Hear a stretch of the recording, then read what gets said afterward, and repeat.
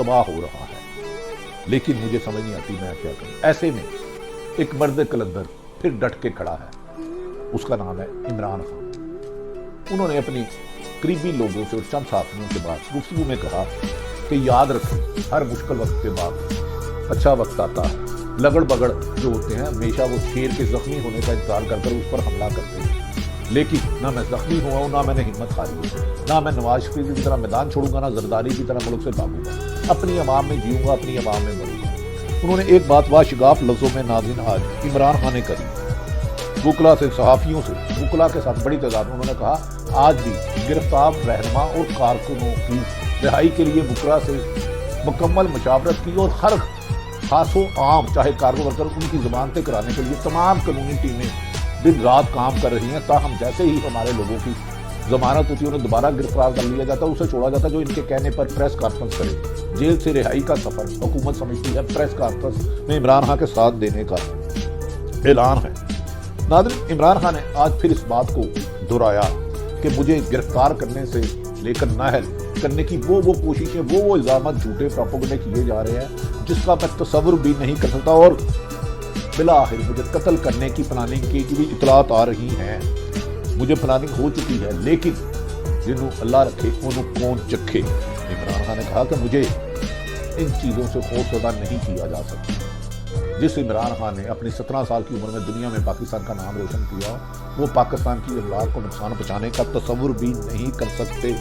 इमरान खान ने वाशिगाफ लफ्ज़ों में कहा पाकिस्तान फौज मेरी है, ना मेरी फौज से कोई लड़ाई है, ना मेरी फौज से मुखालफत है। फौज मेरी थी, मेरी है और मेरी रहेगी।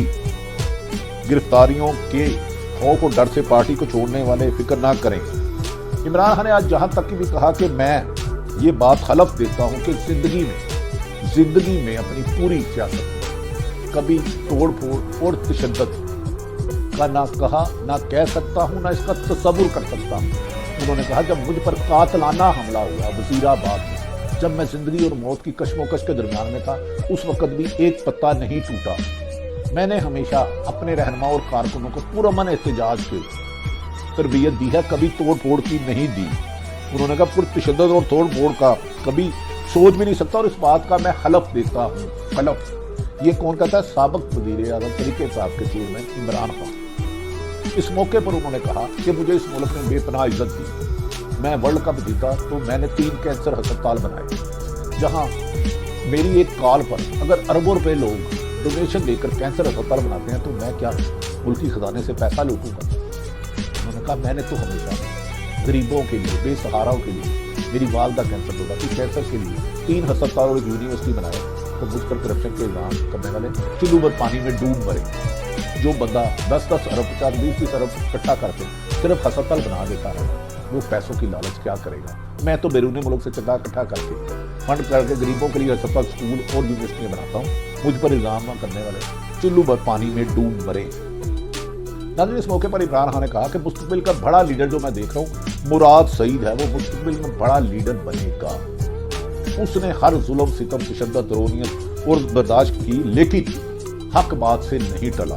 मुझे उसमें मुस्तकबिल की लीडरशिप नजर आती है। उन्होंने कहा अगर मुझे मार दिया जाता है, गिरफ्तार कर लिया जाता है, तो ऐसे में शाह महमूद कुरैशी और परवेज खटक पाकिस्तान तरीके साहब के तमाम मामला चलाएंगे और उसमें मुराद सईद की भी जिम्मेदारियां होंगी। उन्होंने कहा मेरी हुकूमत गिरा के इंतकाम की कार्रवाइयों में तो इन्होंने रिकॉर्ड कायम कर लिए, लेकिन माशी सूरत तबाह कर दी।